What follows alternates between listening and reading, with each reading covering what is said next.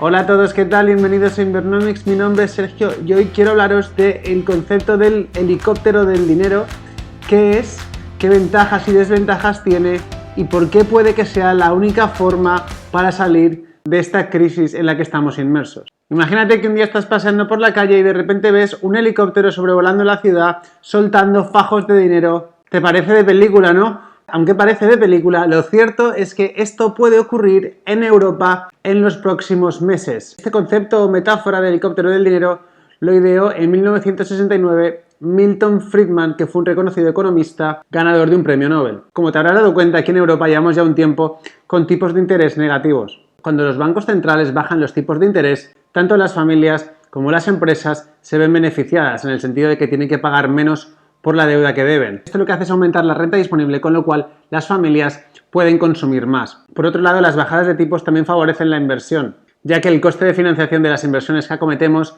sea a nivel empresarial o a nivel individual, es bastante inferior. Con lo cual, todas estas medidas tradicionalmente se han empleado por los bancos centrales para estimular la economía. Sin embargo, en Europa la economía no ha acabado de remontar y ya no tenemos más margen para bajar los tipos. Así que podríamos decir que el Banco Central ya ha agotado completamente la utilidad de este tipo de medida. Por otro lado, el Banco Central Europeo lleva ya unos años también comprando deuda pública de los Estados miembros. Esto ha beneficiado a muchos países, ya que les ha permitido reducir su coste de financiación en el mercado.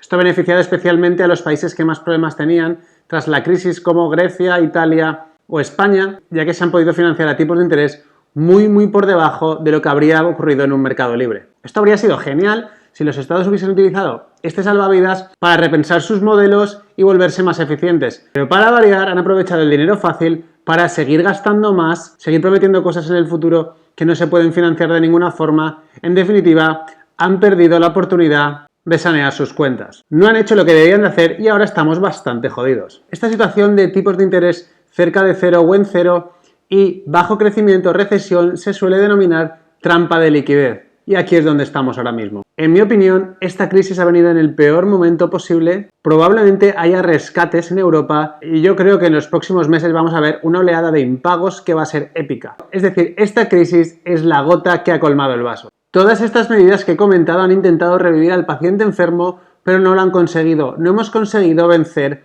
a la deflación. Lo único que hemos hecho es posponer el día del juicio final y ahora la tensión se palpa con los Estados miembros, ya que cada vez hay más problemas para ponerse de acuerdo sobre cómo podemos solucionar esta crisis. Einstein dijo que la definición de locura era repetir lo mismo y esperar distintos resultados. La Unión Europea no puede seguir haciendo lo mismo porque no va a funcionar. Con lo cual necesita hacer algo distinto y por eso el helicóptero del dinero puede que sea una opción este o el próximo año. La idea del helicóptero del dinero se materializaría en la práctica en una transferencia bancaria o en un cheque a gastar en un tiempo limitado. Otra posible variante sería que las empresas recibiesen esa transferencia directa. ¿Cuál es la ventaja del helicóptero del dinero respecto a las compras de activos que hemos visto que han sido tan populares en la última década? Pues la principal ventaja es que este dinero llega a los ciudadanos de forma directa e inmediata, lo cual puede ser una medida interesante, ya que automáticamente, en teoría, fuerza al consumidor a aumentar su consumo. Esta recepción de dinero puede traer cierto optimismo y puede hacer cambiar un poco la dinámica negativa en la que nos estamos viendo. Otra ventaja del helicóptero del dinero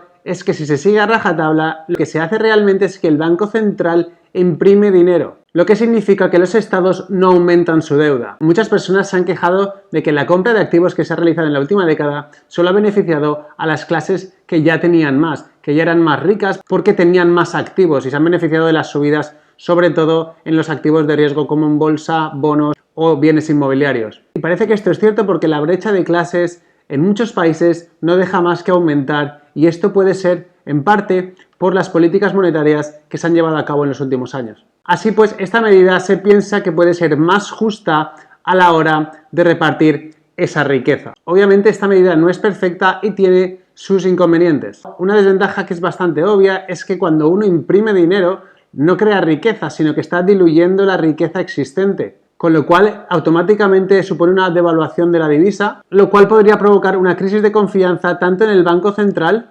como en la propia divisa. Por otro lado, esta medida es considerada claramente inflacionaria y muchos países tienen miedo de que se pueda repetir la hiperinflación que se ha visto en otros países. Por eso Milton Friedman, cuando ideó este concepto, dijo que si alguna vez tuviese que utilizarse esta medida, tendría que dejarse claro al público que se trata de una medida excepcional y que no se volvería a repetir. Y parece que Friedman era un visionario, porque creo que esa situación crítica extraordinaria es la que estamos viviendo ahora mismo.